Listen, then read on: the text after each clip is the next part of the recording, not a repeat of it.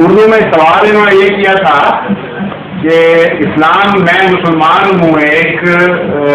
گھرانہ سے، اور مجھے پتہ ہے کہ اسلام میں جوا حرام ہے، لیکن میں نے غلطی کی اور جوا کھیلا اور کچھ رقم مجھے آ گئی کافی، وہ رقم میں نے مسجد میں خرچ کر دی بجائے اس کے کہ اپنی ذات سے خرچ کرتا، تو کیا مجھے ثواب کی توقع رکھنی چاہیے؟ میں نے ان سے کہا کہ آپ نے جو گناہ کیا اس پر تو سزا کی توقع رکھنی چاہیے، ثواب کی کیا کی توقع؟ اور وہ روپیہ جب آپ کو پتہ چل گیا کہ حرام ہے تو آپ اپنی ذات سے خرچ کر نہیں سکتے تھے، ورنہ مزید آپ کو نقصان پہنچتا، اس لیے کہیں پھینکنے کی بجائے آپ نے مسجد میں دے دیا، اس میں ثواب کیسا ہے؟ جو جائز کمائی ہوئی ہو وہی ثواب کا مجھے ہوتی ہے۔